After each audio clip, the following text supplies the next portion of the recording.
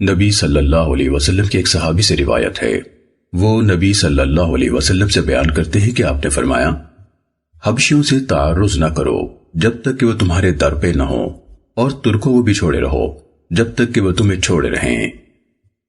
سننے ابو داود حدیث نمبر 4302۔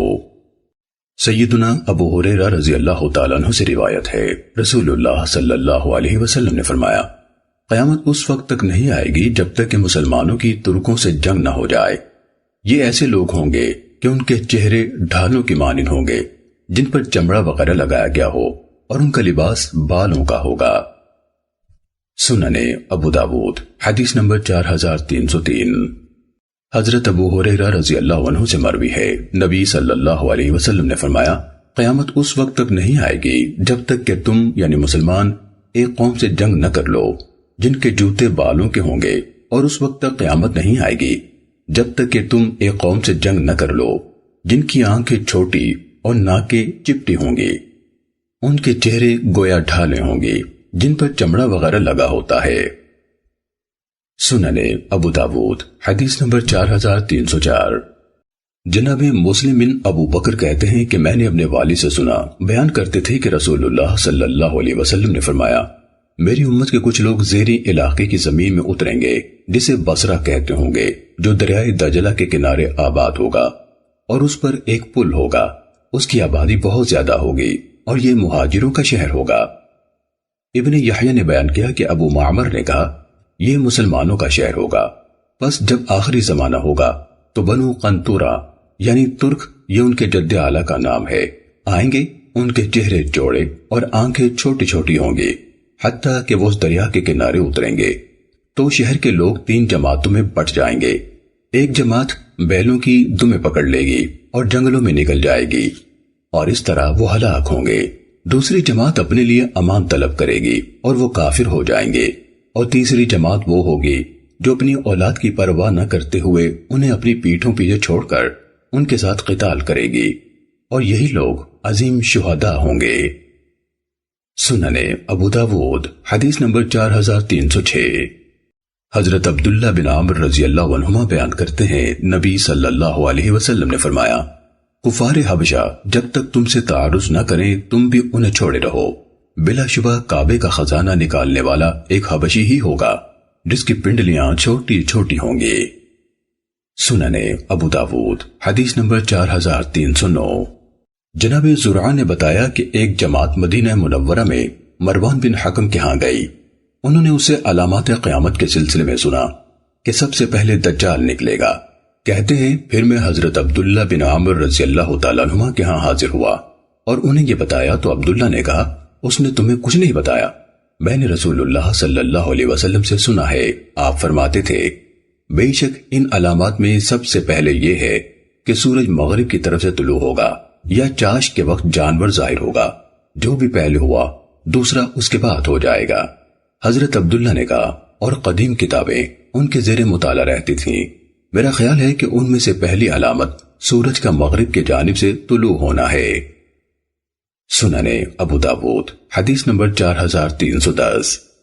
حضرت حذیفہ بن اسید غفاری رضی اللہ عنہ سے روایت ہے، وہ کہتے ہیں، ہم رسول اللہ صلی اللہ علیہ وسلم کے کمرے کے سائے میں بیٹھے باتیں کر رہے تھے کہ ہم نے قیامت کا ذکر کیا اور ہماری آوازیں بلند ہوئی تو رسول اللہ صلی اللہ علیہ وسلم نے فرمایا، قیامت اس وقت تک ہرگز نہیں آئے گی جب تک کہ اس سے پہلے 10 نشانیاں ظاہر نہ ہوں، سورج کا مغرب کی جانب سے طلوع ہونا، جانور کا نکلنا، یاجوج ماجوج کا ظہور، دجال کا خروج، عیسیٰ ابن مریم علیہ السلام کی آمد، دخان یعنی دھواں، 3 جوانب میں زمین کا دھسایا جانا، ایک مغرب میں، دوسرا مشرق میں اور تیسرا جزیرۃ العرب میں، اور ان کے آخر میں یمن سے یعنی وسط عدن سے آگ نکلے گی جو لوگوں کو محشر میں چلا لے جائے گی یعنی علاقہ شام میں جمع کر دے گی۔ سننے ابو داود حدیث نمبر 4311۔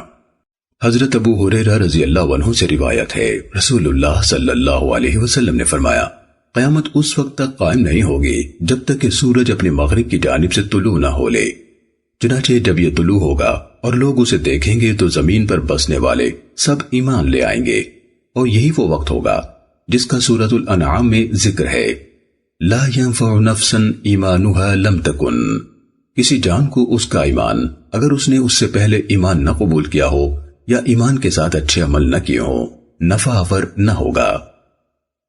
سنن ابو داود حدیث نمبر 4312۔ حضرت ابو ہریرہ رضی اللہ تعالیٰ عنہ سے روایت ہے، رسول اللہ صلی اللہ علیہ وسلم نے فرمایا، ان قریب دریائے فرات سونے کے خزانہ ظاہر کرے گا، تو جو وہاں حاضر ہو اس میں سے کچھ نہ لے۔ سنن ابو داود حدیث نمبر 4313۔ حضرت ابو ہریرہ رضی اللہ عنہ نے نبی صلی اللہ علیہ وسلم سے اسی کی مثل روایت کیا، مگر اس روایت میں ہے سونے کا ایک پہاڑ ظاہر کرے گا۔ سنن ابو داود حدیث نمبر 4314۔ ربیعی بن حراش کہتے ہیں کہ حضرت حذیفہ اور ابو مسعود رضی اللہ عنہما دونوں اکٹھے ہوئے تو حضرت حذیفہ رضی اللہ تعالیٰ عنہ نے بیان کیا، میں دجال اور اس کے ساتھ جو کچھ ہوگا اس سے خوب باخبر ہوں، بے شک اس کے ساتھ پانی کا سمندر اور آگ کا دریا ہوگا، جسے تم آگ سمجھتے ہوگے وہ پانی ہوگا، اور جسے تم پانی سمجھ رہے ہوگے وہ آگ ہوگی، چنانچہ تم میں سے جو یہ پائے اور پانی پینا چاہے تو اس سے جسے وہ آگ سمجھتا ہوگا بلا شبہ وہ اسے پانی ہی پائے گا۔ حضرت ابو مسعود بدری رضی اللہ عنہ نے کہا، میں نے بھی رسول اللہ صلی اللہ علیہ وسلم کو ایسے ہی فرماتے سنا ہے۔ سنن ابو داود حدیث نمبر 4315۔ حضرت انس بن مالک رضی اللہ تعالیٰ عنہ نبی صلی اللہ علیہ وسلم سے بیان کرتے ہیں، جو بھی کوئی نبی مبعوث ہوا ہے اس نے اپنی امت کو کانے جھوٹے دجال سے ڈرایا ہے، خبردار وہ کانا ہوگا اور تمہارا رب کانا نہیں ہے، بے شک دجال کی آنکھوں کے درمیان لکھا ہوگا کافر۔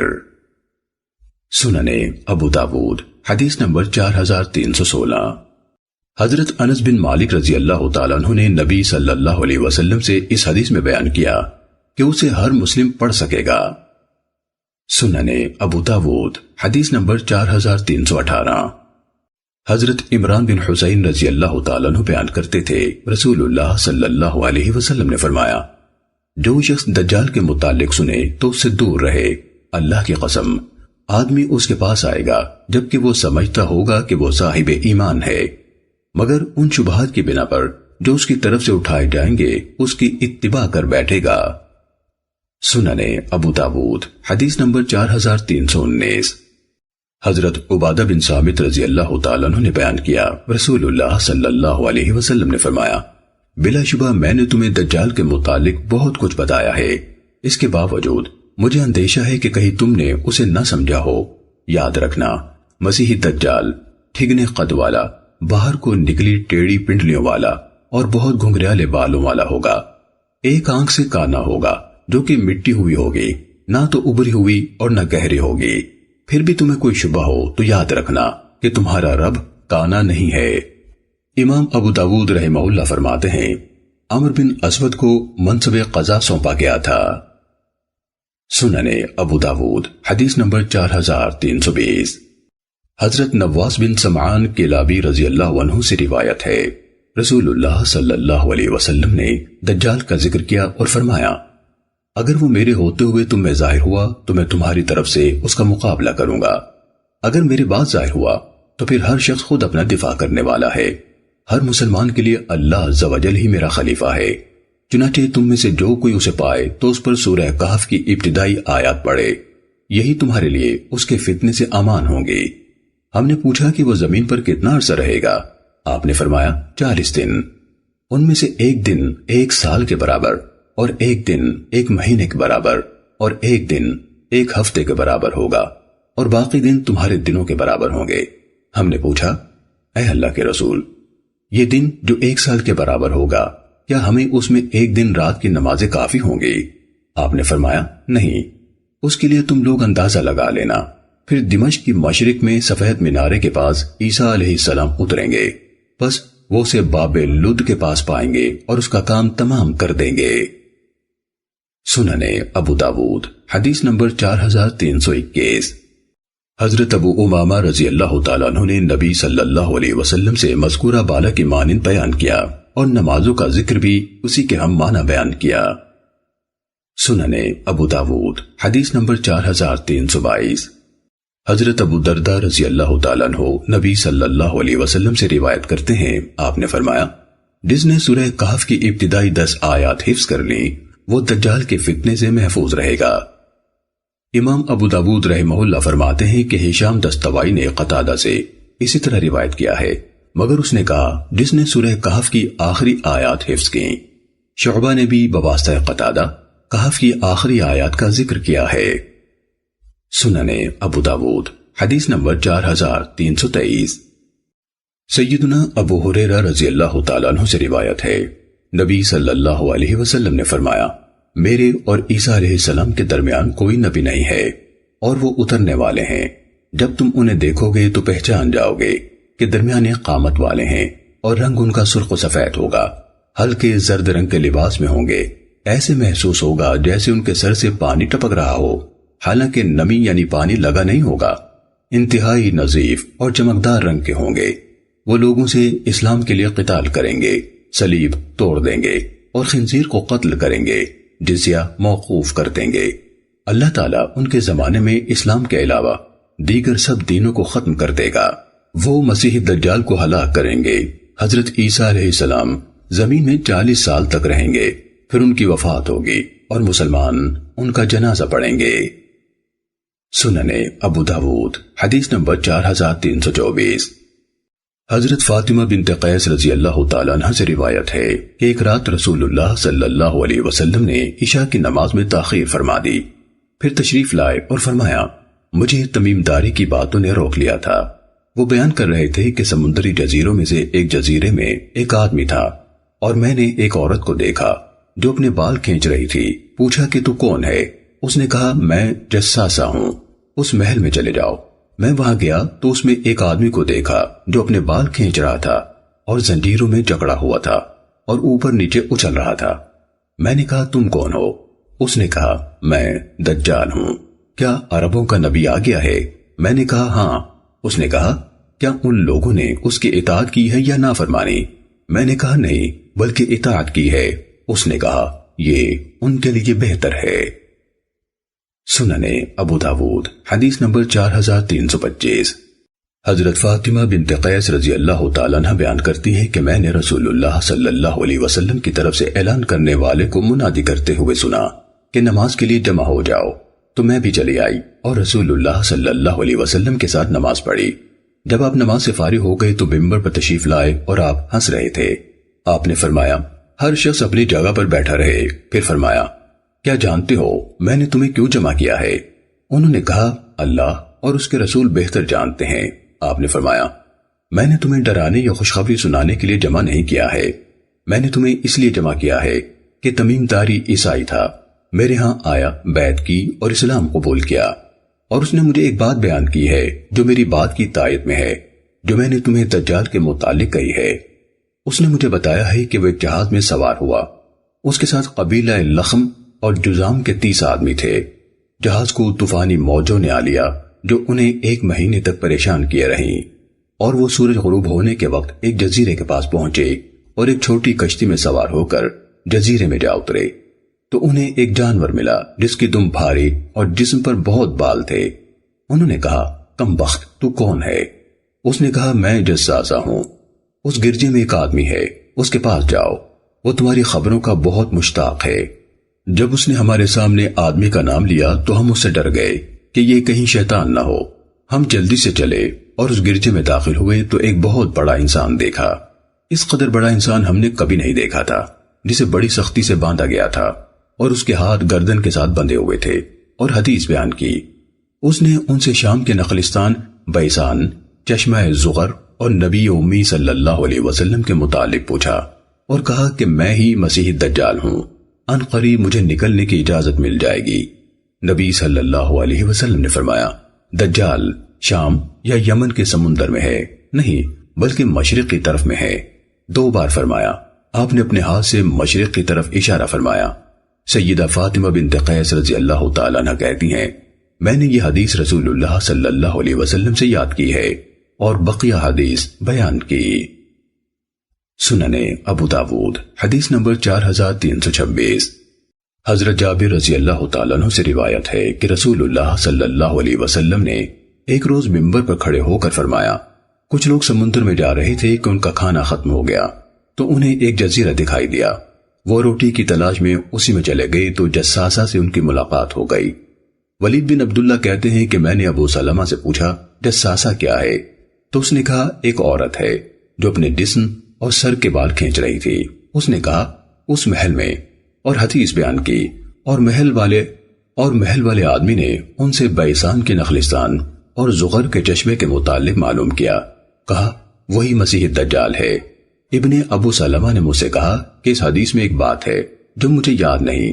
کہتے ہیں کہ حضرت جابر رضی اللہ عنہ نے گواہی دی کہ یہی ابن سایت ہے۔ میں نے کہا، وہ تو مر چکا ہے۔ کہا، اگرچہ مر گیا ہے۔ میں نے کہا، اس نے اسلام قبول کیا تھا؟ کہا، اگرچہ اسلام قبول کیا تھا۔ میں نے کہا، وہ تو مدینے میں بھی داخل ہوا تھا؟ کہا، اگرچہ مدینے میں بھی داخل ہوا تھا۔ سننے ابو داود حدیث نمبر 4328۔ حضرت عبداللہ بن عمر رضی اللہ عنہما سے روایت ہے کہ نبی صلی اللہ علیہ وسلم اپنے چند صحابہ کی معیت میں ابن سایت کے پاس سے گزرے۔ ان صحابہ میں حضرت عمر ابن الخطاب رضی اللہ عنہ بھی تھے، اور وہ ابن سایت مدینے میں بنو مغالہ کے ٹیلوں کے پاس لڑکوں کے ساتھ کھیل رہا تھا، اور نو عمر لڑکا تھا۔ اسے پتہ نہ چلا حتیٰ کہ رسول اللہ صلی اللہ علیہ وسلم نے اس کی کمر پر اپنا ہاتھ مارا، پھر اسے کہا، کیا تو گواہی دیتا ہے کہ میں اللہ کا رسول ہوں؟ راوی کہتا ہے کہ ابن سایت نے آپ کی طرف دیکھا، پھر اس نے جواب دیا، میں گواہی دیتا ہوں کہ آپ امی لوگوں یعنی عرب کے رسول ہیں۔ پھر ابن سیاد نے نبی صلی اللہ علیہ وسلم سے کہا، کیا آپ گواہی دیتے ہیں کہ میں اللہ کا رسول ہوں؟ تو نبی صلی اللہ علیہ وسلم نے فرمایا، میں اللہ اور اس کے رسولوں پر ایمان رکھتا ہوں۔ پھر نبی صلی اللہ علیہ وسلم نے اس سے پوچھا، تیرے پاس کیا آتا ہے؟ بولا، میرے پاس سچا آتا ہے اور جھوٹا بھی۔ تو نبی صلی اللہ علیہ وسلم نے فرمایا، تجھ پر معاملہ خلط ملط کر دیا گیا ہے۔ پھر رسول اللہ صلی اللہ علیہ وسلم نے فرمایا، میں نے تیرے لیے ایک بات چھپائی ہے، جبکہ آپ نے اپنے دل میں یہ آیت خیال فرمائی تھی، یوم تأتی السماء بدخان مبین۔ ابن سیاد نے کہا، وہ الدخ ہے۔ رسول اللہ صلی اللہ علیہ وسلم نے فرمایا، دفع ہو، تو اپنی قدر سے ہرگز آگے نہیں بڑھ سکتا۔ تو حضرت عمر رضی اللہ تعالیٰ عنہ نے کہا، اے اللہ کے رسول، مجھے اجازت دیں، میں اس کی گردن مار دوں۔ تو رسول اللہ صلی اللہ علیہ وسلم نے فرمایا، اگر یہ وہی ہوا تو تم اس پر ہرگز مسلط نہیں ہو سکتے، یعنی دجال، اور اگر یہ وہ نہیں ہے تو پھر اس کے قتل میں خیر نہیں۔ سننے ابو داود حدیث نمبر 4329۔ سیدنا ابن عمر رضی اللہ عنہما کہا کرتے تھے، اللہ کی قسم، مجھے اس میں کوئی شک نہیں کہ مسیح دجال یہی ابن سیاد ہی ہے۔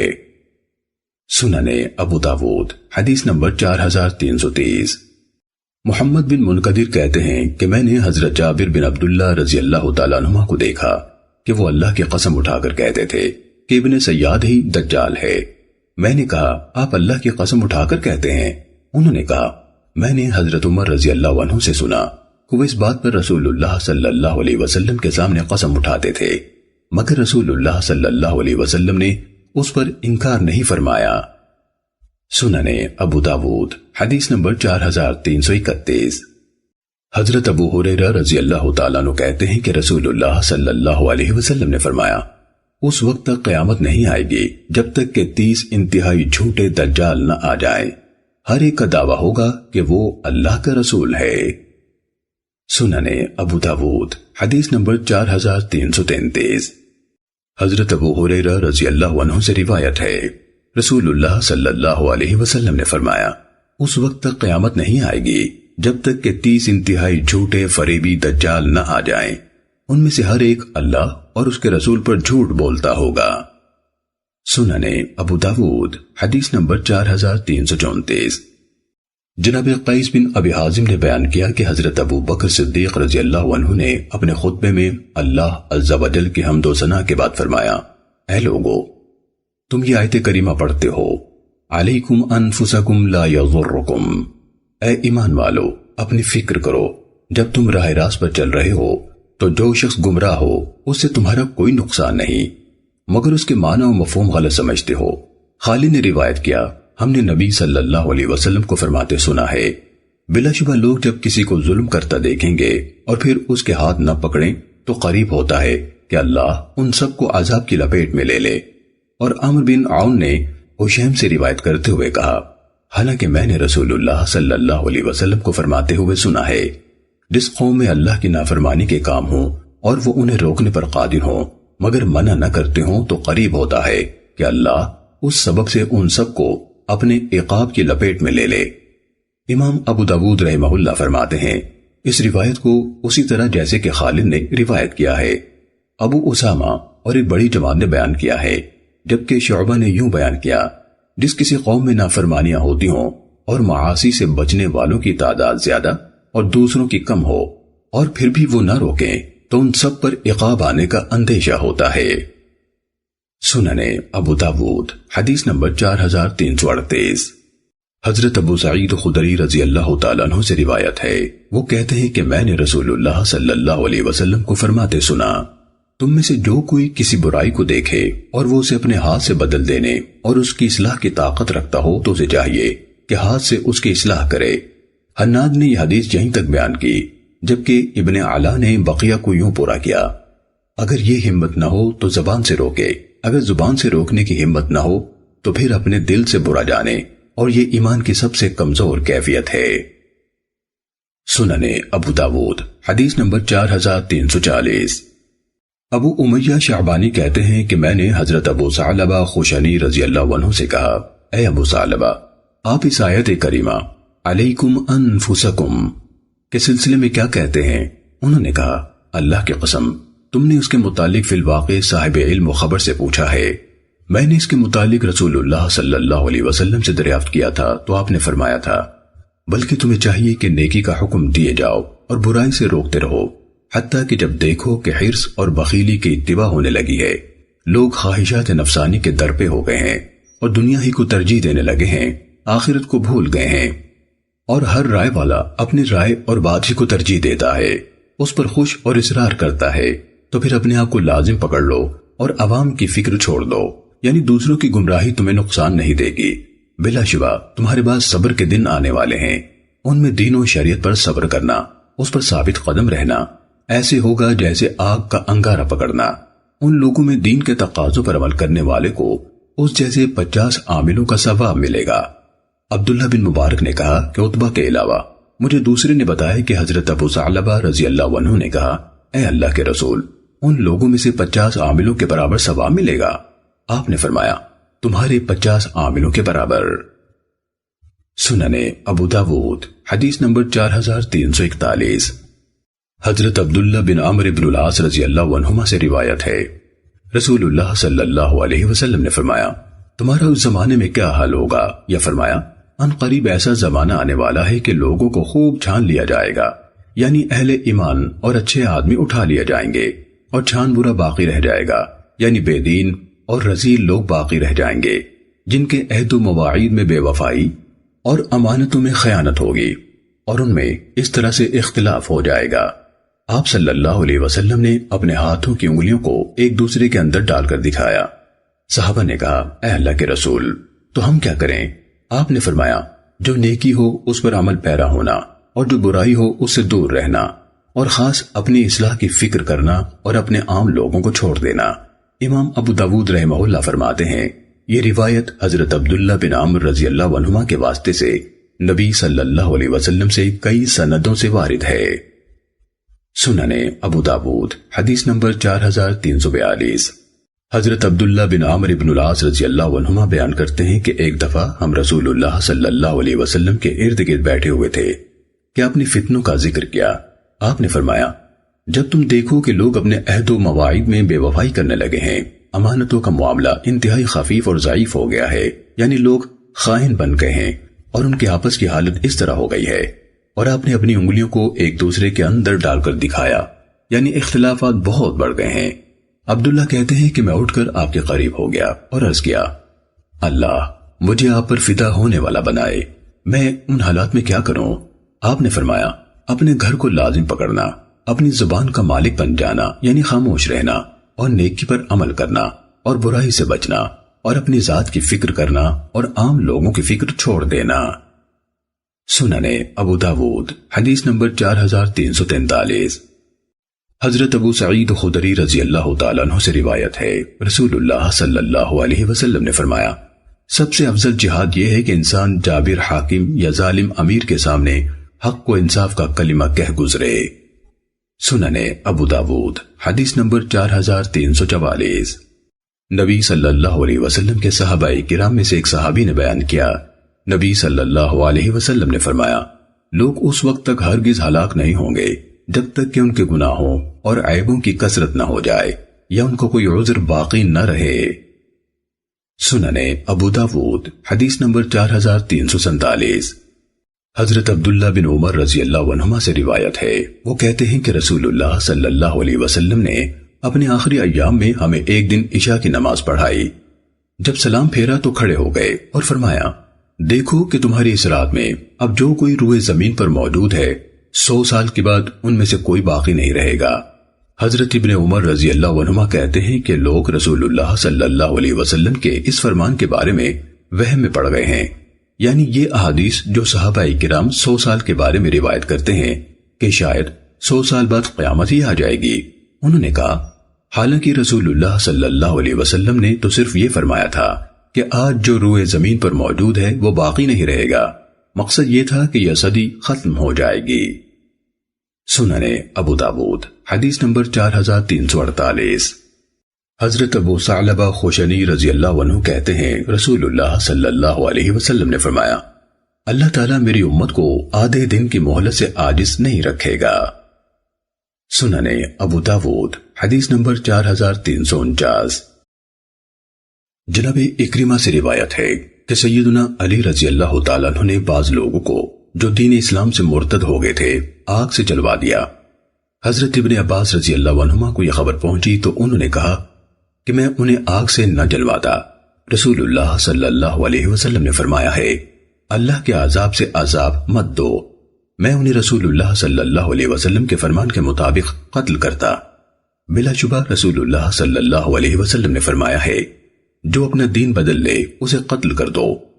حضرت علی رضی اللہ عنہ کو یہ بات پہنچی تو انہوں نے کہا، کیا خوب ہیں ابن عباس یا ابن عباس کی ماں۔ سننے ابو داود حدیث نمبر 4351۔ سیدنا عبداللہ بن مسعود رضی اللہ عنہ کا بیان ہے، رسول اللہ صلی اللہ علیہ وسلم نے فرمایا، جو مسلمان اس بات کی گواہی دیتا ہے کہ اللہ کے سوا کوئی معبود نہیں اور میں اللہ کا رسول ہوں، اس کا خون حلال نہیں ہے سوائے اس کے کہ 3 باتوں میں سے کسی ایک کا مرتکب ہو، شادی شدہ ہو کر زنا کرے، جان کے بدلے جان، اور جو دین اسلام چھوڑ دے اور جماعت یعنی ملت اسلام سے الگ ہو جائے۔ سننے ابو داود حدیث نمبر 4352۔ ام المومنین سیدہ عائشہ رضی اللہ تعالیٰ عنہ بیان کرتی ہیں کہ رسول اللہ صلی اللہ علیہ وسلم نے فرمایا، جو مسلمان گواہی دیتا ہو کہ اللہ کے سوا اور کوئی معبود نہیں اور محمد صلی اللہ علیہ وسلم اللہ کے رسول ہیں، اس کا خون حلال نہیں سوائے اس کے کہ 3 باتوں میں سے کسی ایک کا مرتکب ہو، شادی شدہ ہونے کے بعد زنا کرے تو اسے پتھروں سے رجم کیا جائے گا، کوئی اللہ اور اس کے رسول کے خلاف ہتھیار اٹھا کر نکلے تو اسے قتل کیا جائے گا یا سولی چڑھایا جائے گا یا ملک بدر کر دیا جائے، یا کوئی کسی جان کو مار ڈالے تو اسے اس کے بدلے میں قتل کیا جائے گا۔ سننے ابو داود حدیث نمبر 4353۔ حضرت ابو موسیٰ اشعری رضی اللہ عنہ بیان کرتے ہیں کہ میں نبی صلی اللہ علیہ وسلم کی خدمت میں حاضر ہوا جبکہ میرے ساتھ بنو عاشر کے 2 آدمی اور بھی تھے، ایک میری دائیں جانب تھا اور دوسرا بائیں جانب۔ ان دونوں نے ایک کام یعنی کسی منصب اور ذمہ داری کا سوال کر دیا اور نبی صلی اللہ علیہ وسلم خاموش رہے۔ پھر آپ نے فرمایا، اے ابو موسیٰ، یا فرمایا، اے عبداللہ بن قیس، تیرا کیا خیال ہے؟ میں نے عرض کیا، قسم اس ذات کی جس نے آپ کو حق کے ساتھ بھیجا ہے، انہوں نے مجھے اپنے دل کی بات نہیں بتائی تھی اور مجھے خیال نہ تھا کہ یہ کسی منصب کے طلبگار ہیں، اور گویا میں رسول اللہ صلی اللہ علیہ وسلم کی مسواک کی طرف دیکھ رہا ہوں جو آپ کے ہونٹ کے نیچے تھی، جس سے وہ اوپر کو اٹھ سا گیا تھا۔ آپ نے فرمایا، ہم کسی کو اپنا کام ہرگز نہ سونپیں گے، یا فرمایا، ہم ایسے کسی شخص کو اپنا کام نہیں دیتے ہیں جو از خود اس کا طلبگار ہو، لیکن اے ابو موسیٰ، یا فرمایا، اے عبداللہ بن قیس تم جاؤ، اور انہیں یمن کی طرف بھیج دیا۔ پھر ان کے پیچھے حضرت معاذ بن جبل رضی اللہ عنہ کو بھی بھیج دیا۔ جب معاذ ان کے پاس پہنچے تو ابو موسیٰ نے کہا تشریف لائیے، اتریے، اور انہیں تکیہ پیش کیا۔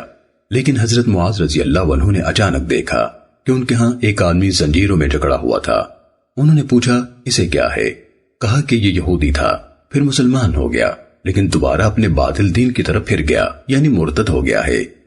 حضرت معاذ رضی اللہ تعالیٰ عنہ نے کہا جب تک اسے قتل نہ کر دیا جائے میں نہیں بیٹھوں گا، یہ فیصلہ ہے اللہ اور اس کے رسول کا۔ ابو موسیٰ نے کہا بیٹھ جائیے، ہاں فیصلہ یہی ہے۔ حضرت معاذ رضی اللہ تعالیٰ عنہ نے کہا جب تک اسے قتل نہ کر دیا جائے میں نہیں بیٹھوں گا، یہ فیصلہ اللہ اور اس کے رسول کا ہے۔ انہوں نے 3 بار کہا، چنانچہ ابو موسیٰ نے حکم دیا اور اسے قتل کر دیا گیا۔ پھر وہ دونوں قیام اللیل یعنی رات کی نماز کے متعلق بات چیت کرتے رہے۔ ان میں سے ایک یعنی حضرت معاذ بن جبل رضی اللہ عنہ نے کہا میں سوتا ہوں اور قیام بھی کرتا ہوں، یا کہا کہ قیام کرتا ہوں اور سوتا بھی ہوں، اور اپنی نیند میں اسی چیز کا امیدوار ہوتا ہوں جس کی مجھے اپنے قیام میں امید ہوتی ہے، یعنی اجر و ثواب کی۔ سنن ابو داود حدیث نمبر 4354۔ حضرت ابو موسیٰ اشعری رضی اللہ عنہ بیان کرتے ہیں کہ میں جب یمن میں عامل تھا تو حضرت معاذ رضی اللہ تعالیٰ عنہ میرے ہاں تشریف لائے، اور ایک آدمی تھا جو یہودی تھا، اس نے اسلام قبول کیا مگر پھر اسلام سے مرتد ہو گیا۔ جب حضرت معاذ رضی اللہ تعالیٰ عنہ تشریف لائے تو انہوں نے کہا میں اپنی سواری سے اس وقت تک نہیں اتروں گا جب تک کہ اسے قتل نہ کر دیا جائے۔ دونوں یعنی طلحہ اور بریدہ میں سے ایک نے کہا، اور اس شخص کو اس سے پہلے توبہ کر لینے کا کہا گیا تھا۔ سنن ابو داود حدیث نمبر 4355۔ جناب ابو بردہ نے یہ قصہ بیان کیا، کہتے ہیں کہ حضرت ابو موسیٰ رضی اللہ تعالیٰ عنہ کے ہاں ایک آدمی پیش کیا گیا جو اسلام سے مرتد ہو چکا تھا، تو آپ اسے تقریباً 20 رات دعوت دیتے رہے۔ پھر حضرت معاذ رضی اللہ تعالیٰ عنہ تشریف لے آئے تو انہوں نے بھی اسے دعوت دی، مگر اس نے انکار کر دیا تو اس کی گردن مار دی گئی۔ امام ابو داود رحمہ اللہ فرماتے ہیں کہ اس روایت کو عبد الملک بن عمیر نے ابو بردہ سے روایت کیا ہے، مگر اس میں توبہ کرانے کا بیان نہیں، اور ابن فضیل نے بواسطہ شیبانی سعید بن ابی بردہ سے، انہوں نے اپنے والد ابو موسیٰ سے روایت کیا تو اس میں بھی توبہ کرانے کا ذکر نہیں ہے۔ سنن ابو داود حدیث نمبر 4356۔ سیدنا ابن عباس رضی اللہ عنہما سے روایت ہے کہ عبداللہ بن سعد بن ابو سرح رسول اللہ صلی اللہ علیہ وسلم کا کاتب تھا، تو شیطان نے اسے بہکا لیا اور وہ کفار سے جا ملا۔ پھر رسول اللہ صلی اللہ علیہ وسلم نے فتح مکہ کے دن اس کے متعلق حکم دیا کہ اسے قتل کر دیا جائے، تو حضرت عثمان بن عفان رضی اللہ تعالیٰ عنہ نے اس کے لیے امان طلب کی، تو رسول اللہ صلی اللہ علیہ وسلم نے اسے امان دے دی۔ سنن ابو داود حدیث نمبر 4358۔ حضرت سعد بن ابی وقاص رضی اللہ تعالیٰ عنہ سے روایت ہے کہ جب فتح مکہ کا دن آیا تو عبداللہ بن سعد بن ابو ذرح سیدنا عثمان بن عفان رضی اللہ عنہ کے ہاں چھپ گیا۔ پھر حضرت عثمان رضی اللہ تعالیٰ عنہ اسے لے آئے، حتیٰ کہ نبی صلی اللہ علیہ وسلم کے سامنے لا کھڑا کیا اور درخواست کی، اے اللہ کے رسول، عبداللہ سے بیعت لے لیجئے۔ آپ نے اپنا سر اٹھایا اور اس کی طرف دیکھا، 3 بار ایسے ہوا، آپ ہر بار انکار فرماتے رہے۔ تیسری بار کے بعد آپ نے اس سے بیعت لے لی، پھر اپنے صحابہ کی طرف متوجہ ہوئے اور فرمایا کیا تم میں کوئی سمجھدار آدمی نہیں تھا کہ جب میں نے اس کی بیعت لینے سے اپنا ہاتھ روک رکھا تھا تو وہ اس کی طرف اٹھتا اور اسے قتل کر ڈالتا؟ صحابہ نے کہا، اے اللہ کے رسول، ہم نہیں جانتے تھے کہ آپ کے جی میں کیا ہے، آپ ہمیں اپنی آنکھ سے اشارہ فرما دیتے۔ آپ صلی اللہ علیہ وسلم نے فرمایا، کسی نبی کو لائق نہیں کہ اس کی آنکھ خیانت والی ہو۔ سنن ابو داود حدیث نمبر 4359۔ حضرت جریر بن عبداللہ بجلی رضی اللہ تعالیٰ عنہ سے روایت ہے، وہ کہتے ہیں کہ میں نے نبی صلی اللہ علیہ وسلم سے سنا، آپ فرماتے تھے جب کوئی غلام شرک کی طرف بھاگ جائے تو اس کا خون حلال ہے۔ سنن ابو داود حدیث نمبر 4360۔ سیدنا ابن عباس رضی اللہ عنہما سے مروی ہے کہ ایک نابینا تھا، اس کی ایک ام ولد یعنی ایسی لونڈی جس سے اس کی اولاد تھی، اور وہ نبی صلی اللہ علیہ وسلم کو گالیاں بکتی اور برا بھلا کہتی تھی۔ وہ اسے منع کرتا تھا مگر مانتی نہ تھی، وہ اسے ڈانٹتا تھا مگر وہ سمجھتی نہ تھی۔ ایک رات وہ نبی صلی اللہ علیہ وسلم کی بدگوئی کرنے اور آپ کو گالیاں دینے لگی تو اس نابینا نے ایک برچا لیا، اسے اس لونڈی کے پیٹ پر رکھ کر اس پر اپنا بوجھ ڈال دیا اور اس طرح اسے قتل کر ڈالا۔ اس لونڈی کے پاؤں میں ایک چھوٹا بچہ آ گیا اور اس نے اس جگہ کو خون سے لت پت کر دیا۔ جب صبح ہوئی تو نبی صلی اللہ علیہ وسلم سے اس قتل کا ذکر کیا گیا اور لوگ اکٹھے ہو گئے تو آپ نے فرمایا، میں اس آدمی کو اللہ کی قسم دیتا ہوں جس نے یہ کارروائی کی ہے اور میرا اس پر حق ہے کہ کھڑا ہو جائے۔ تو وہ نابینا کھڑا ہو گیا اور لوگوں کی گردنیں پھلانگتا ہوا آیا، اس کے قدم لرز رہے تھے، حتیٰ کہ نبی صلی اللہ علیہ وسلم کے سامنے آ بیٹھا اور بولا، اے اللہ کے رسول، میں اس کا قاتل ہوں۔ یہ آپ کو گالیاں بکتی اور برا بھلا کہتی تھی، میں اس کو منع کرتا تھا مگر باز نہ آتی تھی، میں اسے ڈانٹتا تھا مگر سمجھتی نہ تھی۔ میرے اسے 2 بچے بھی ہیں جیسے کہ موتی ہوں اور وہ میرا بڑا اچھا ساتھ دینے والی تھی۔ گزشتہ رات جب وہ آپ کو گالیاں دینے لگی اور برا بھلا کہنے لگی تو میں نے چھرا لیا، اسے اس کے پیٹ پر رکھا اور اس پر اپنا بوجھ ڈال دیا حتیٰ کہ اس کو قتل کر ڈالا۔ تو نبی صلی اللہ علیہ وسلم نے فرمایا، خبردار، گواہ ہو جاؤ، اس لونڈی کا خون ضائع ہے۔ سننے ابو داود حدیث نمبر 4361۔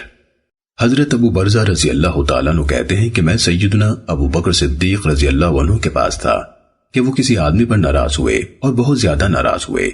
میں نے کہا، اے خلیفہ رسول، اجازت دیجئے کہ میں اس کی گردن مار ڈالوں۔ تو میری اس بات نے ان کا سب غصہ زائل کر دیا۔ پھر وہ وہاں سے اٹھ کر چلے گئے اور مجھے بلوا بھیجا اور کہا، تم نے ابھی کیا کہا تھا؟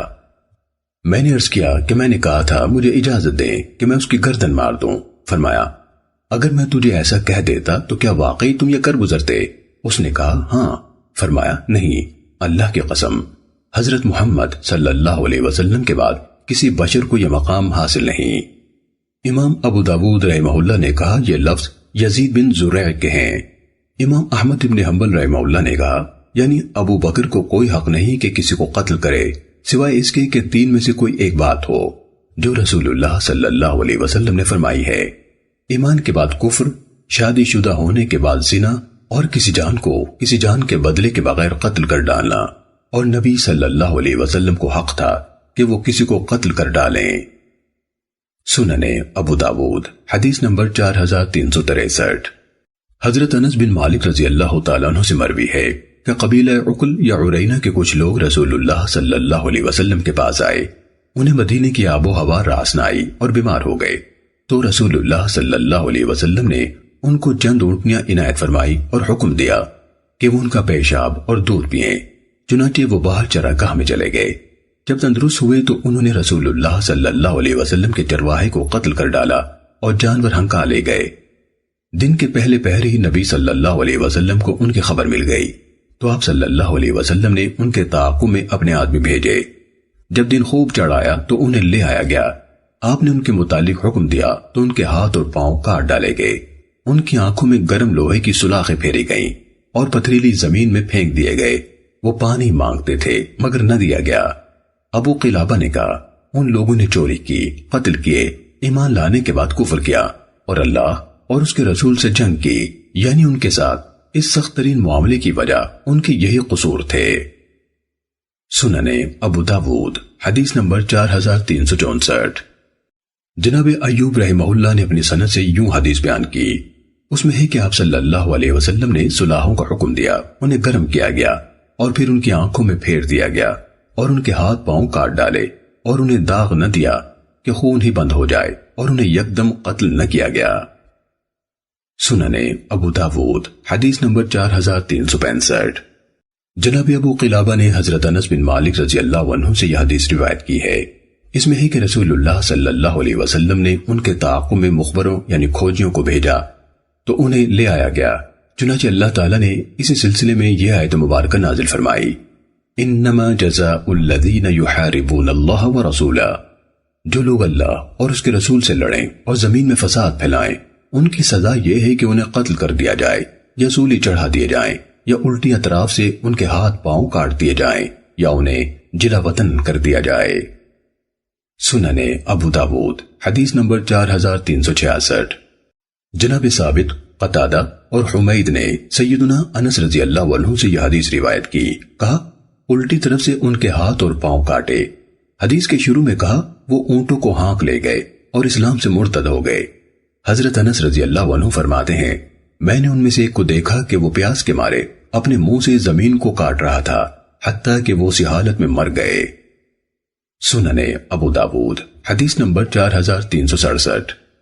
جناب قتادہ نے حضرت انس رضی اللہ عنہ سے یہ حدیث مذکورہ بالا کی مانند روایت کی اور مزید کہا پھر مصلح سے منع کر دیا گیا، اور اس روایت میں الٹی اطراف سے کا ذکر نہیں کیا۔ شعبہ نے بواسطہ قتادہ اور سلام بن مسکین ثابت سے اور اس نے حضرت انس رضی اللہ عنہ سے روایت کیا، ان دونوں نے بھی الٹی اطراف کا ذکر نہیں کیا۔ اور حماد بن سلمہ کی روایت کے علاوہ مجھے کسی کی حدیث میں یہ نہیں ملا کہ آپ نے ان کے ہاتھ اور پاؤں الٹی اطراف سے کاٹے تھے۔ سنن ابو داود حدیث نمبر 4368۔ امام محمد بن سیرین کہتے ہیں کہ یہ عمل احکام حدود نازل ہونے سے پہلے کا ہے، یعنی جو حدیث انس میں مذکور ہوا ہے۔ سنن ابو داود حدیث نمبر 4371۔ حضرت ابن عباس رضی اللہ عنہما سے مروی ہے کہ سورۃ المائدہ کی آیت نمبر 33 اور 34 انما جزاء الذین یحاربون اللہ ورسولہ، ان لوگوں کی سزا جو اللہ تعالیٰ سے اور اس کے رسول سے لڑیں اور زمین میں فساد کرتے پھریں یہی ہے کہ وہ قتل کر دیے جائیں یا سولی چڑھا دیے جائیں یا الٹے طور سے ان کے ہاتھ پاؤں کاٹ دیے جائیں یا انہیں جلا وطن کر دیا جائے۔ تو یہ ہوئی ان کی دنیاوی ذلت اور خواری، اور آخرت میں ان کے لیے بڑا بھاری عذاب ہے۔ ہاں جو لوگ اس سے پہلے توبہ کر لیں کہ تم ان پر اختیار پا لو تو یقین مانو کہ اللہ تعالیٰ بہت بڑی بخشش اور رحم و کرم والا ہے۔ یہ آیت مشرکین کے بارے میں نازل ہوئی ہے، تو جو ان میں سے قابو پائے جانے سے پہلے توبہ کر لے، یہ آیت اس کے حق میں اس بات کی معنی نہیں ہے کہ جو جرم اس نے کیا ہے اس کی سزا اس پر لاگو نہ ہو۔ سنن ابو داود حدیث نمبر 4372۔ ام المومنین سیدہ عائشہ رضی اللہ تعالیٰ عنہ سے روایت ہے کہ قریش کو بنو مخزوم کی اس عورت کی بہت فکر ہوئی جس نے چوری کی تھی۔ انہوں نے کہا کہ اس سلسلے میں کون بات کر سکتا ہے، یعنی رسول اللہ صلی اللہ علیہ وسلم سے۔ کہنے لگے کہ اسامہ بن زید رضی اللہ عنہما کے علاوہ اور کوئی یہ جرت نہیں کر سکتا، وہ نبی صلی اللہ علیہ وسلم کے چہیتے ہیں۔ چنانچہ حضرت اسامہ رضی اللہ عنہ نے آپ سے بات کی تو رسول اللہ صلی اللہ علیہ وسلم نے فرمایا اسامہ کیا آپ اس حد میں سفارش کرتے ہو جو اللہ کی حدود میں سے ہے؟ پھر اب کھڑے ہوئے اور خطبہ دیا اور فرمایا تم سے پہلے لوگ صرف اسی وجہ سے ہلاک ہوئے تھے کہ ان میں جب کوئی معزز آدمی چوری کر لیتا تو وہ اسے چھوڑ دیتے، اور اگر کوئی کمزور چوری کرتا تو اس پر حد قائم کر دیتے تھے۔ اور اللہ کی قسم اگر محمد کی بیٹی فاطمہ بھی چوری کرتی تو میں اس کا بھی ہاتھ کاٹ ڈالتا۔ سنن ابو داود حدیث نمبر 4373۔ ام المومنین سیدہ عائشہ رضی اللہ تعالیٰ عنہ نے بیان کیا کہ بنو مخزوم کی ایک عورت تھی جو چیزیں مانگ کر لے جاتی اور پھر ان سے مکر جاتی تھی۔ چنانچہ نبی صلی اللہ علیہ وسلم نے اس کا ہاتھ کاٹنے کا حکم دیا اور مذکورہ بالا حدیث لیث کی مانند قصہ بیان کیا۔ کہا چنانچہ نبی صلی اللہ علیہ وسلم نے اس کا ہاتھ کاٹ ڈالا۔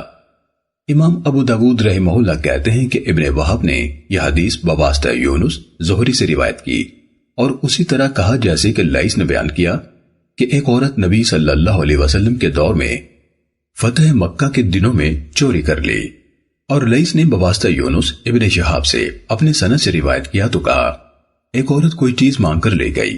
مسعود بن اسود نے نبی صلی اللہ علیہ وسلم سے اس حدیث کی مانند روایت کیا۔ کہا اس عورت نے رسول اللہ صلی اللہ علیہ وسلم کے گھر سے ایک چادر چوری کی۔ امام ابو داود رحمہ اللہ نے کہا اور ابو زبیر نے سیدنا جابر رضی اللہ عنہ سے روایت کیا کہ ایک عورت نے چوری کر لی، پھر سیدہ زینب دختر رسول اللہ صلی اللہ علیہ وسلم کے ہاں جا کر پناہ لے لی۔ اور سفیان بن عیینہ نے اسے بواسطہ ایوب بن موسیٰ عن زہری عن عروہ عن عائشہ رضی اللہ تعالیٰ عنہ روایت کیا۔ اور سفیان سے روایت کرنے والوں میں الفاظ روایت کا اختلاف ہے، ان میں سے بعض کہتے ہیں کہ وہ عورت چیزیں مانگ کر لے جاتی تھی اور بعض کہتے ہیں کہ وہ چوری کرتی تھی۔ اور شعیب بواسطہ زہری عن عروہ عن عائشہ رضی اللہ عنہ بیان کرتے ہیں تو کہتے ہیں کہ وہ عورت چیزیں مانگ کر لے جاتی تھی، اور آگے مذکورہ حدیث بیان کی۔ اور جب اسماعیل بن امیہ اور اسحاق بن راشد دونوں زہری سے بیان کرتے ہیں تو کہتے ہیں کہ اس عورت نے نبی صلی اللہ علیہ وسلم کے گھر سے چوری کی تھی، اور باقی حدیث مذکورہ حدیث کی مثل بیان کی۔ سننے ابو داود حدیث نمبر 4374۔ ام المومنین سیدہ عائشہ رضی اللہ تعالیٰ عنہ سے روایت ہے کہ رسول اللہ صلی اللہ علیہ وسلم نے فرمایا، عزت دار لوگوں کی لغزشیں معاف کر دیا کرو سوائے اس کے کہ شرعی حدود ہوں۔ سننے ابو داود حدیث نمبر 4375۔ یزید بن نعیم اپنے والد نعیم بن حزال اسلمی رضی اللہ عنہ سے روایت کرتے ہیں کہ ماعز بن مالک نبی صلی اللہ علیہ وسلم کے پاس آیا اور آپ کے سامنے 4 بار اعتراف و اقرار کیا کہ اس نے زنا کیا ہے، تو آپ صلی اللہ علیہ وسلم نے اس کو رجم کرنے کا حکم دیا اور حزال اسلمی سے فرمایا، اگر تو اس پر اپنے کپڑے سے پردہ ڈال دیتا تو تیرے لیے بہتر ہوتا۔ سننے ابو داود حدیث نمبر 4377۔ جناب ابن منقدر رحمہ اللہ سے روایت ہے کہ حزال رضی اللہ عنہ نے ماعز سے کہا کہ وہ نبی صلی اللہ علیہ وسلم کے پاس جائے اور اپنے معاملے کی خبر دے۔ سننے ابو داود حدیث نمبر 4378۔ جناب علقمہ بن وائل اپنے والد سے روایت کرتے ہیں کہ نبی صلی اللہ علیہ وسلم کے زمانے میں ایک عورت نماز کے ارادے سے نکلی تو راستے میں اسے ایک مرد ملا جو اس پر چڑھ بیٹھا اور اس سے اپنی نفسانی خواہش پوری کی۔ وہ چیخی چلائی اور وہ چلا گیا۔ پھر عورت کے پاس سے ایک اور آدمی گزرا تو وہ بولی کہ یہی وہ ہے جس نے میرے ساتھ ایسے ایسے کیا ہے۔ مہاجرین کی ایک جماعت وہاں سے گزری تو عورت نے کہا، بے شک اس آدمی نے میرے ساتھ ایسے ایسے کیا ہے۔ تو وہ گئے اور اسے پکڑ لائے، جس کے بارے میں اس نے گمان کیا کہ اس نے اس کے ساتھ مباشرت کی ہے۔ وہ اسے پکڑ کر عورت کے پاس لائے تو اس نے کہا، ہاں یہی وہ ہے۔ پس وہ اسے رسول اللہ صلی اللہ علیہ وسلم کے پاس لے آئے۔ جب آپ نے اس کے متعلق حکم دیا یعنی حد لگانے کا، تو اصل مجرم جو عورت کے ساتھ ملوث ہوا تھا کھڑا ہو گیا اور بولا، اے اللہ کے رسول، اس کا مجرم میں ہوں۔ آپ نے اس عورت سے فرمایا، تم جاؤ، اللہ نے تمہیں معاف کر دیا ہے، اور اس آدمی کے متعلق اچھے کلمات فرمائے۔ امام ابو داود رحمہ اللہ نے کہا، یعنی اس آدمی کے متعلق جو شبے میں پکڑا گیا تھا اور جو مرتکب ہوا تھا اس کے متعلق فرمایا کہ اسے رجم کر دو۔ پھر فرمایا، اس نے ایسی توبہ کی ہے کہ اگر یہ توبہ اہل مدینہ کرتے تو بھی قبول کر لی جاتی۔ امام ابو داود رحمہ اللہ فرماتے ہیں کہ اس روایت کو اسباط بن نصر نے بھی سماق سے روایت کیا۔ سننے ابو داود حدیث نمبر 4379۔ حضرت ابو امامہ رضی اللہ عنہ سے روایت ہے کہ ایک شخص رسول اللہ صلی اللہ علیہ وسلم کے پاس آیا اور کہنے لگا، اے اللہ کے رسول، میں نے حد کا ارتکاب کیا ہے، یعنی جرم قابل حد ہے، مجھ پر حد قائم فرمائیں۔ آپ نے فرمایا، کیا بھلا تو نے آتے وقت وضو کیا تھا؟ اس نے کہا، جی ہاں۔ آپ نے فرمایا، کیا تو نے ہمارے ساتھ مل کر نماز پڑھی ہے؟ اس نے کہا، جی ہاں۔ آپ صلی اللہ علیہ وسلم نے فرمایا، جاؤ، اللہ نے تجھے معاف کر دیا ہے۔ سننے ابو داود حدیث نمبر 4381۔ ام المومنین سیدہ عائشہ رضی اللہ تعالیٰ عنہ سے روایت ہے کہ نبی صلی اللہ علیہ وسلم 1/4 دینار یا اس سے زیادہ کی چوری میں چور کا ہاتھ کاٹا کرتے تھے۔ سننے ابو داود حدیث نمبر 4383۔ ام المومنین سیدہ عائشہ رضی اللہ تعالیٰ عنہ سے روایت ہے کہ نبی صلی اللہ علیہ وسلم نے فرمایا، چور کا ہاتھ 1/4 دینار یا اس سے زیادہ میں کاٹا جائے۔ احمد بن صالح کے الفاظ میں ہے، ہاتھ کا کاٹنا 1/4 دینار اور اس سے زیادہ میں ہے۔ سننے ابو داود حدیث نمبر 4384۔ حضرت ابن عمر رضی اللہ عنہما سے روایت ہے کہ رسول اللہ صلی اللہ علیہ وسلم نے ایک ڈھال کی چوری میں ہاتھ کاٹا تھا جس کی قیمت 3 درہم تھی۔ سننے ابو داود حدیث نمبر 4385۔ سیدنا عبداللہ بن عمر رضی اللہ تعالیٰ عنہما نے بیان کیا کہ نبی صلی اللہ علیہ وسلم نے ایک ڈھال کی چوری میں ایک آدمی کا ہاتھ کاٹا جو اس نے عورتوں والے صفہ یعنی عورتوں کے لیے مخصوص سایہ دار مقام جہاں وہ نماز وغیرہ پڑھا کرتی تھی سے چرائی تھی۔ اس ڈھال کی قیمت 3 درہم تھی۔ سننے ابو داود حدیث نمبر 4386۔ محمد بن یحییٰ بن حبان نے بیان کیا کہ ایک غلام نے کسی کے باغ سے کھجور کا ایک پودا چوری کر کے اپنے مالک کے باغ میں لگا دیا۔ پودے والا اپنا پودا ڈھونڈنے نکلا اور اسے پا لیا۔ پھر اس غلام کا مقدمہ مروان بن حکم کے ہاں پیش کر دیا جو ان دنوں مدینے کے امیر تھے۔ مروان نے غلام کو قید کر لیا اور چاہا کہ اس کا ہاتھ کاٹ دے۔ تب غلام کا مالک حضرت رافع بن خدیج رضی اللہ عنہ کے ہاں گیا اور ان سے یہ مسئلہ پوچھا تو انہوں نے بتایا کہ انہوں نے رسول اللہ صلی اللہ علیہ وسلم سے سنا تھا وہ فرماتے تھے درختوں پر لگے پھل میں اور کھجور کی گری میں ہاتھ نہیں کٹتا۔ تو اس آدمی نے کہا تحقیق مروان نے میرے غلام کو پکڑا ہوا ہے اور وہ اس کا ہاتھ کاٹنا چاہتا ہے، اور میں چاہتا ہوں کہ آپ میرے ساتھ اس کے پاس چلیں اور جو حدیث آپ نے رسول اللہ صلی اللہ علیہ وسلم سے سنی ہے اسے بھی بتائیں۔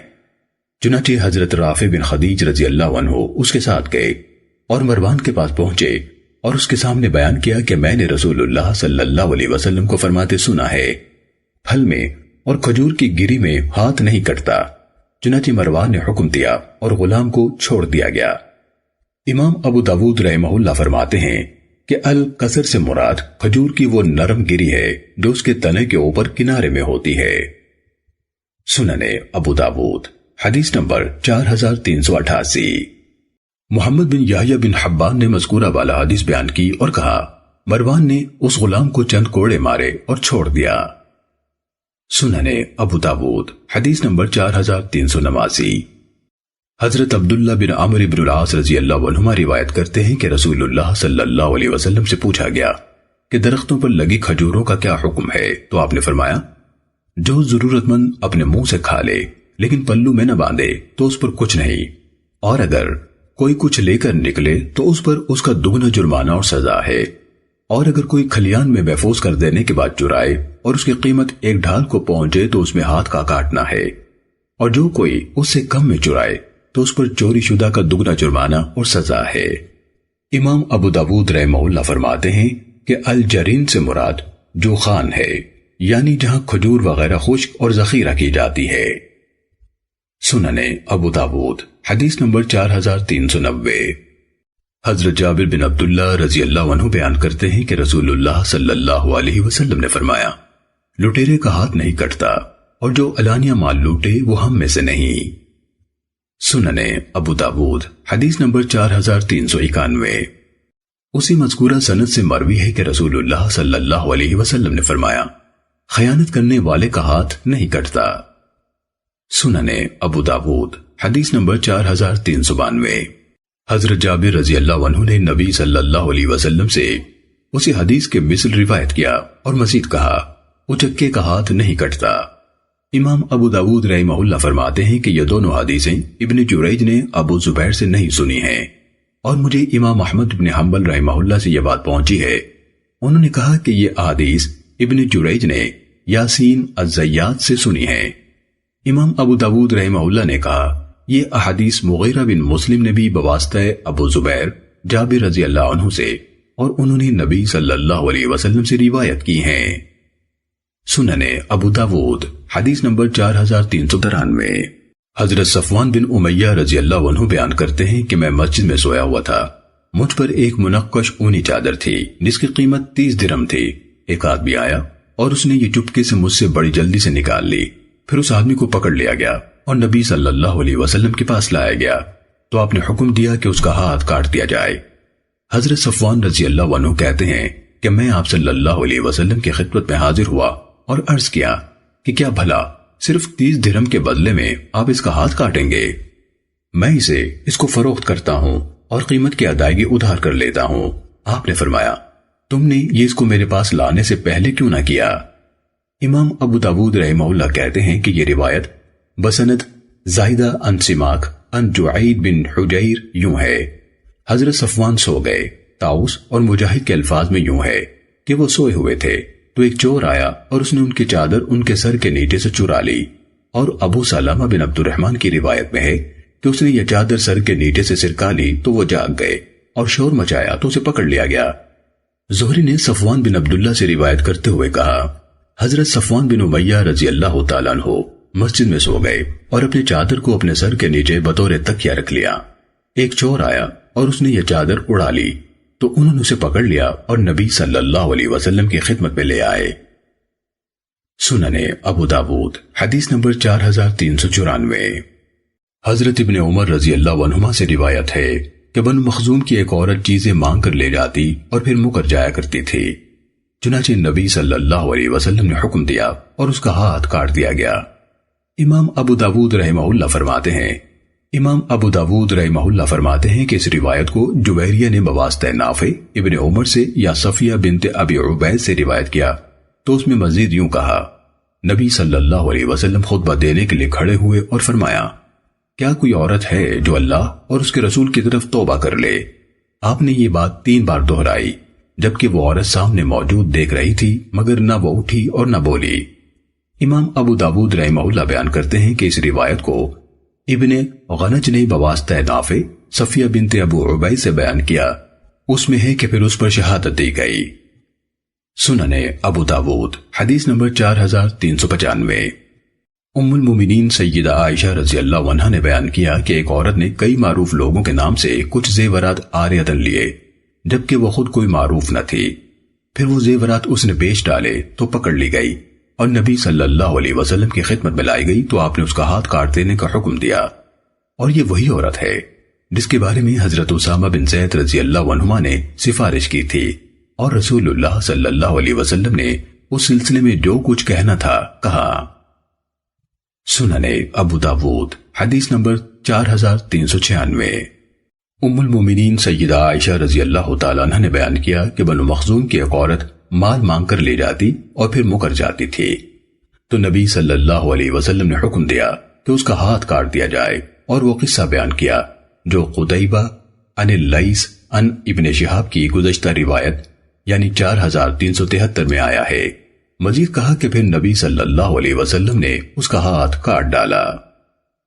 سنن ابو داود حدیث نمبر 4397۔ ام المومنین سیدہ عائشہ رضی اللہ تعالیٰ عنہ سے روایت ہے کہ رسول اللہ صلی اللہ علیہ وسلم نے فرمایا، 3 آدمیوں سے قلم اٹھا لیا گیا ہے، سویا ہوا حتیٰ کہ جاگ جائے، دیوانہ حتیٰ کہ عقل مند ہو جائے، اور بچے سے حتیٰ کہ بڑا یعنی بالغ ہو جائے۔ سنن ابو داود حدیث نمبر 4398۔ وکی نے اعمش سے مذکورہ بالا حدیث کی مانند روایت کیا اور کہا، بچے سے قلم اٹھا لیا گیا ہے حتیٰ کہ عقل مند ہو جائے، اور مجنون سے بھی حتیٰ کہ اس سے افاقہ پا جائے۔ بیان کیا کہ پھر حضرت عمر رضی اللہ عنہ تکبیر کہنے لگے۔ سنن ابو داود حدیث نمبر 4400۔